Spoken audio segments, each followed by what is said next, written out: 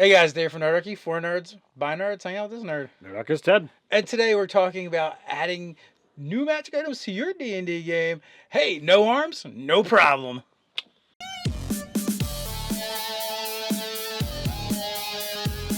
Jump down the description below where you can sign up for Nerdarchy the newsletter, get weekly gaming tips, as well as learn how to game with Nerdarchy. So we saw the discussion brought up with the idea that there is now warforged, there's different constructs. Well, what about if someone loses a limb?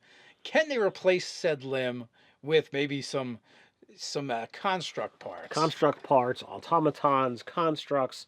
You can go in a multitude of different directions. Now, I think part of this is going to be like, what is your magic level of your world? What is the availability of said things, and can you find somebody that's willing to do it?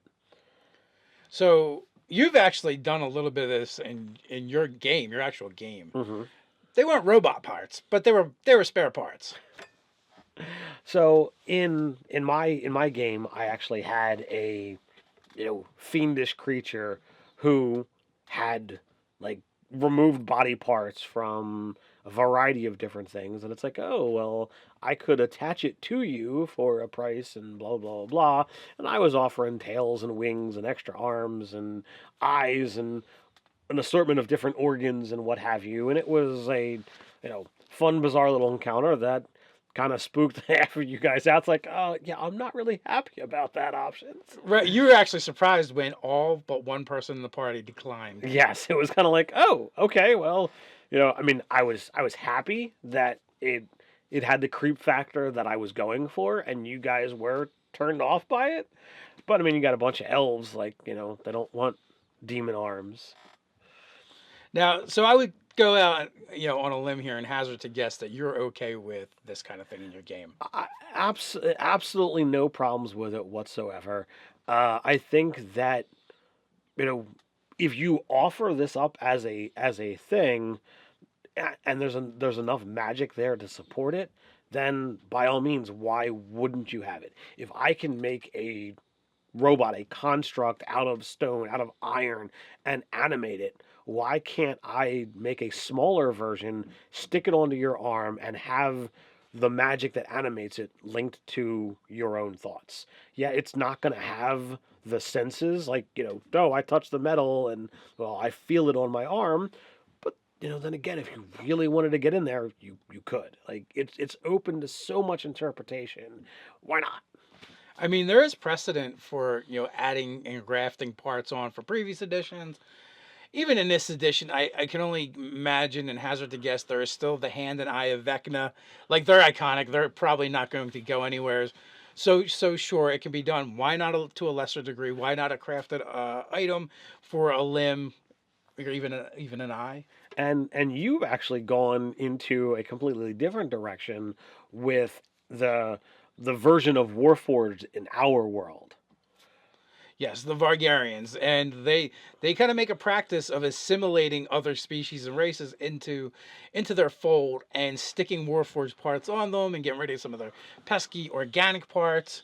So they kind of miss a match, and they almost like build Warforged as if they're pieces going out of style, and they just stockpile them for when they get more organic material to work with, and they mix a match, and they kind of use these Warforged parts to control them.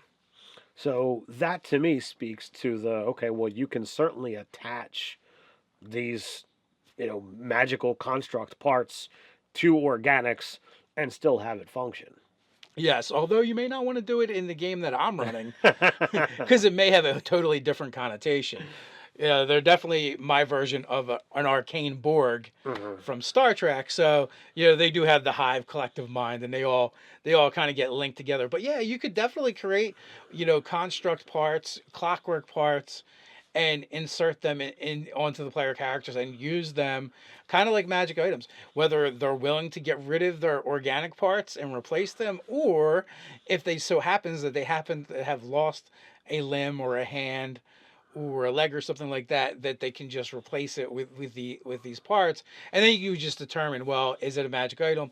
How strong of a magic item is it? The stronger it is, well, you're going to need attunement that's going to take up one of your slots. But also, that might be okay if you're getting something really cool. Right.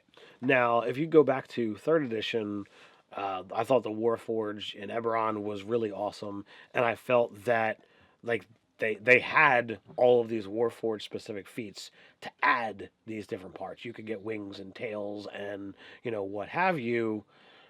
Weapons. Weapons. So now you could literally lift all of that stuff right out of that material and say, well, I can attach this to anybody. And oh well, you wanna build this out? Sure. How do we make this happen? And if you're not getting any real new function out of it, like, oh, this gives you an extra attack, then I wouldn't have it require attunement. If it's like, okay, well, as one of my attacks, I can use my tail to do a D6 or a D8. To me, that doesn't offer enough to make it oomph, enough to require attunement. But, if you had it be able to deliver poison, or if it did something truly amazing, then, well, absolutely, go that direction. Well, essentially, you would just have to take a look at the DMG and see what magic items do, and if there's something comparable, then you would kind of use that as your guide. Good call. If like, Dagger Venom jumps to mind right away, right? So I would look at Dagger Venom. If that requires attunement, then the extra tail attack that delivers poison would too. How would you go about inserting something like this, into the world? Do you think it requires a like a new world, a new NPC, or can or does it take like a protracted story to have this all of a sudden become viable? It depends on scope and scale, I would say. Like for one person to get it, no, that can just be introduced. And, it might mean introducing an NPC that does it, or a magic item that they find, a piece of treasure. Maybe it is like the hand and eye of Vecna. If you have the slot available, like as in you don't have a hand or an eye, it'll just fit right in and start working, where you can like, oh, you can attune this if you want, depending on how powerful it is. So you could do it that way. But if you have a bunch of people running around with them, then it might require an event in your world to happen, or something that changes the way things are normally done. You could have, if you wanted to go the magic item route, I think that's the easiest way to do it. Okay, well, you find the gauntlet, like, the full, armored gauntlet back to, almost the elbow. And like it's solid. And it's like, well, I can't get my hand in This there. doesn't make sense. And when you research the story, it's like, oh well, this was made for a specific person. And oh, you've got the person in the party who's literally lost their arm at the elbow. Well, they hold it up to the stump and it attaches. It's like, oh, that's so cool. I'm picturing like someone in the party finds it and they're like, this doesn't make any sense. This is like the worst. This is the worst armor smith ever. And the guy that has like, is missing his arm, and it just has the stump is like on the other side of the room, and it like shoots out of the rogue's hands who's holding it, and like just attaches itself. Well, that would be pretty darn hysterical. And then they're like, what do I do? It's on me, get it off. Or wait a minute, the fingers work. Maybe I'll keep this after all. So I think this would be a cool way that you could offer up. There's only one problem I see though. What's that? Like if his nickname was Five Finger Fred, and now he's got 10 fingers again. Does he have to lose his nickname, or is it just going to be a weird nickname? It's going to be a weird nickname. Maybe he can take the magic arm off. Oh yeah, to explain it. It's like, oh, see, it's not really attached. To me, I think this is a cool way to add more like fatal and dangerous events in your game, and be able to have ways to overcome it. That's true. I lost my head, but don't worry. Here's Robo Bob's head, where you just slap on your. Well, I think head is a little bit, wonky, but everything else, I think I'm pretty good with. That'd be for the really, really creepy mad scientists. Because I wouldn't want to put a robot head. I don't know. Can you put a bug head on? Maybe. Question is, do you guys do anything like this in your game? Would you do anything like this in your game? We got a place where you can talk about it. Down in the comments below. While you're at it, don't forget to like, share, and subscribe. You can head over to nerdarchy.com and check out our awesome store. So until next time, stay nerdy.